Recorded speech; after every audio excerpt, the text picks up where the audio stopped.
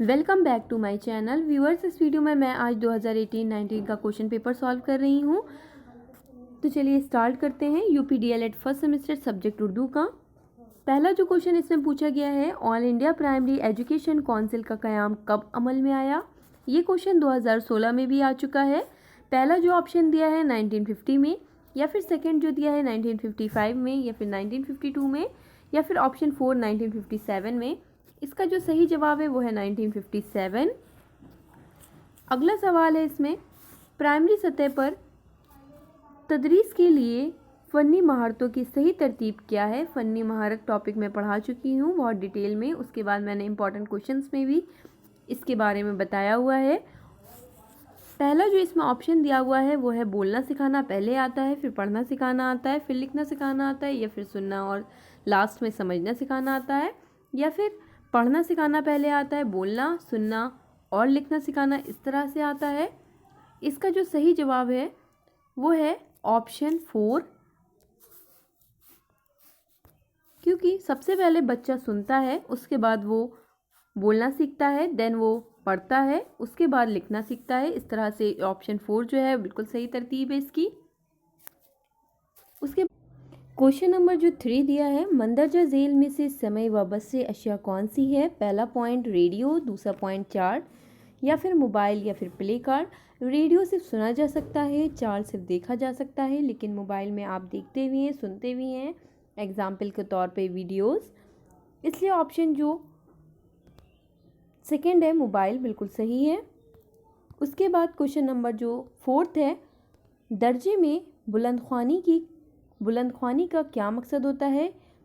शोर पैदा करना बिल्कुल भी नहीं, बच्चों में खौफ पैदा करना बिल्कुल भी नहीं, या फिर ख ऑप्शन सही तलफ़ुज़ और उतार चढ़ाव के साथ पढ़ने की सलाहियत पैदा करना बिल्कुल सही जवाब है। ये सही तलफ़ुज़ और उतार चढ़ाव के साथ सलाहियत पैदा करना ही बुलंदख्वानी का मकसद होता है, इसलिए ऑप्शन 3 सही है। अगला जो सवाल है 5th नंबर का जो क्वेश्चन है, CCE क्या है। CCE का जो फुल फॉर्म होता है वो होता है कॉन्टीन्यूअस एंड कम्प्रहेंसिव एवोल्यूशन। पहला जो पॉइंट इसमें दिया है, दौरान तदरीस तज्ज़िया व मुहासबा का अमल,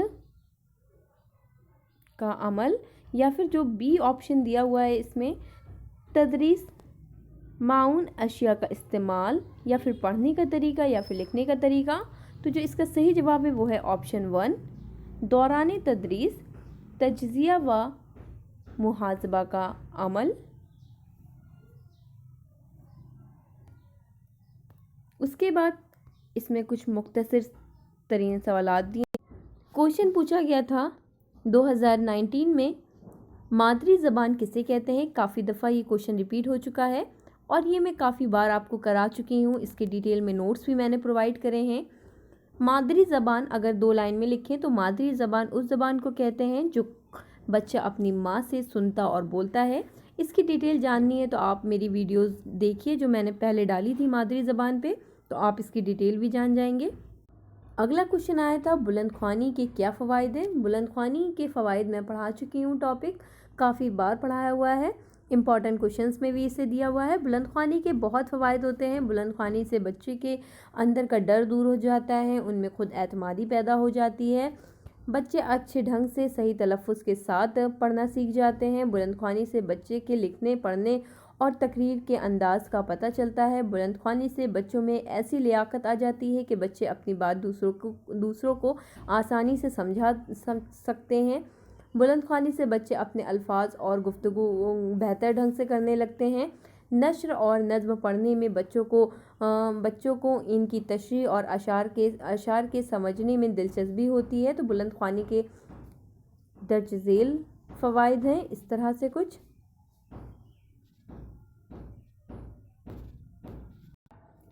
अगला सवाल जो पूछा गया था वो था खामोश ख्वानी। ये भी मैं टॉपिक आपको पढ़ा चुकी हूँ जो कि पूछा गया था 2018-19 में। खामोश ख्वानी क्या होती है। खामोश ख्वानी मतलब होता है साइलेंट रीडिंग। खामोशी से जो इबारत पढ़ी जाए उसे खामोश ख्वानी कहते हैं। इसमें क्या लिखा है, खामोश ख्वानी का मकसद क्या होता है। खामोश ख्वानी का मकसद ये होता है कि तुलबा नफ्श मज़मून को समझ सके और अपनी मालूमात में इजाफ़ा कर सके। अगला सवाल पूछा गया था उर्दू ज़बान की अहमियत पर मुख्तसर नोट लिखें, जो कि आंसर मैं 2016 वाले पेपर पे सॉल्व कर चुकी हूँ। रिपीट हुआ है ये क्वेश्चन।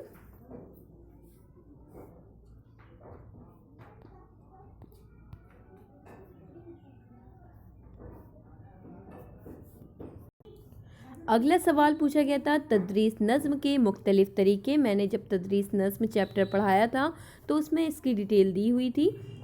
तदरीस नज़्म के मुख्तलिफ़ तरीके दर्ज झेल हैं, जैसे कि पहला है गिनाई व अदाकारी का तरीका, सेकंड है अफ़हाम व तफ़हीम का तरीका, थर्ड है मुकालमे का तरीका, फोर्थ है तशरीह का तरीका, फिफ्थ है मुवाज़ने का तरीका, सिक्स्थ है तनकीद व लतीफ़ अंदोज़ी का तरीका। इस तरह से कुछ 6 तरीके यहाँ पे दिए हुए हैं।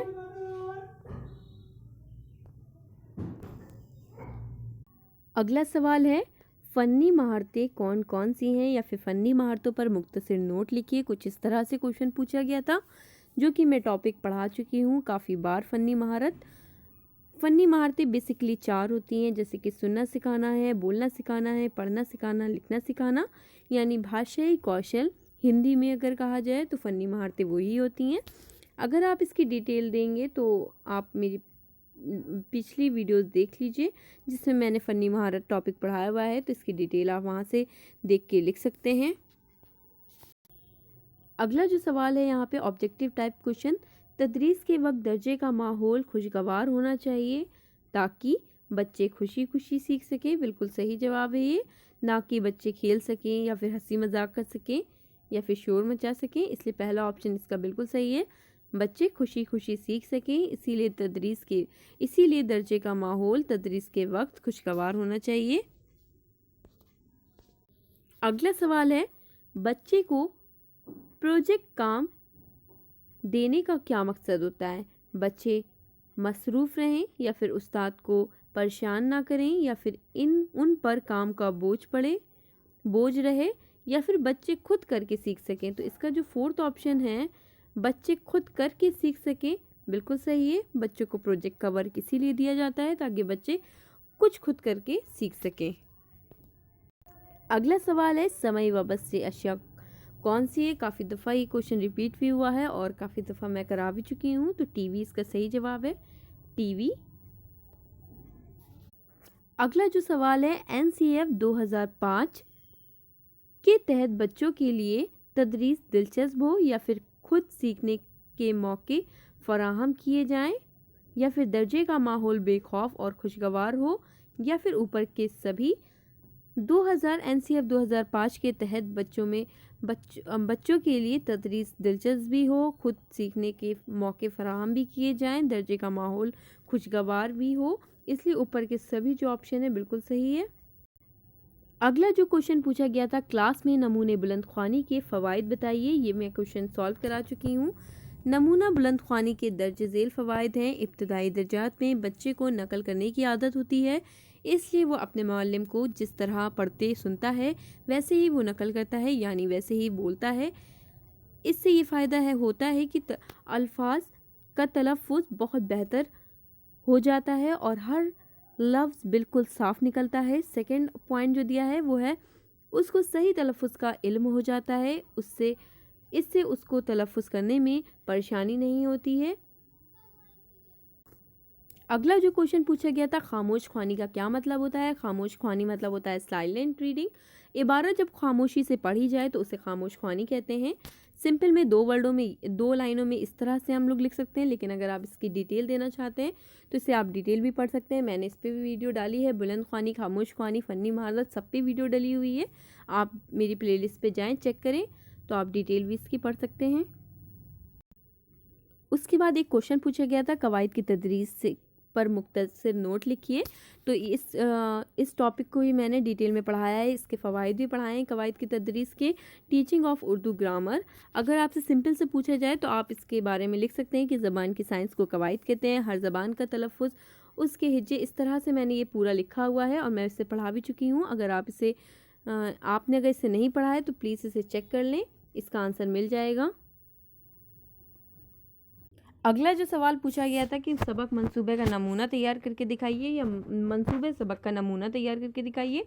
तो ये कुछ इस तरह से नमूना है।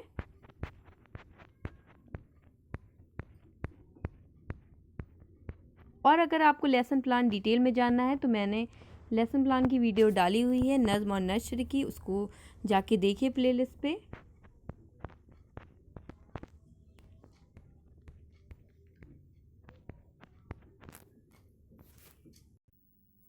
एक क्वेश्चन पूछा गया था आईसीटी, ये 2018 या 2019 में क्वेश्चन पूछा गया था, आईसीटी के इस्तेमाल से तदरीस में क्या मदद मिलती है।